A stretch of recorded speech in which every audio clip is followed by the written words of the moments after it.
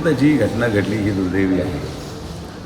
जे आत्ता हॉस्पिटलमध्ये ॲडमिट आहे ते माझेच नगरसेवक आहेत. असं नाही आहे की तो कुठं विरोधी पक्षाचा आहे किंवा काही षडयंत्र झालं आहे.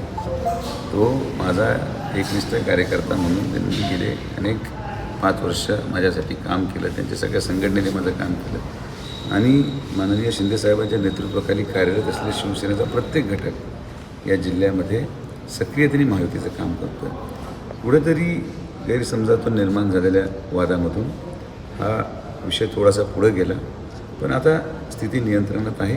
मी सचिनशी पण बोललो आहे.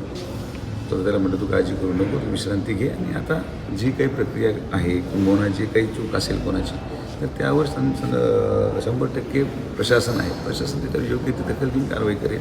कोणालाही पाठीशी आपण ठेवायचं कारण नाही, पण वाद वाढायला नको आज ही प्रायोरिटी आहे. म्हणून शांतता ठेवणं हा क्रमप्राप्त विषय आहे. त्यामुळं मी नागरिकांना एवढंच सांगेन की कुठलाही असा प्रकार नाही जे दाखवण्याचा प्रयत्न केला जातो आहे. सगळ्यांनी निर्भीडपणे मतदानासाठी बाहेर पडा आणि एक विकसित देशासाठी आणि विकसित अहिल्यानगरसाठी मतदान करा असं माझं विनम्र आव्हान आहे.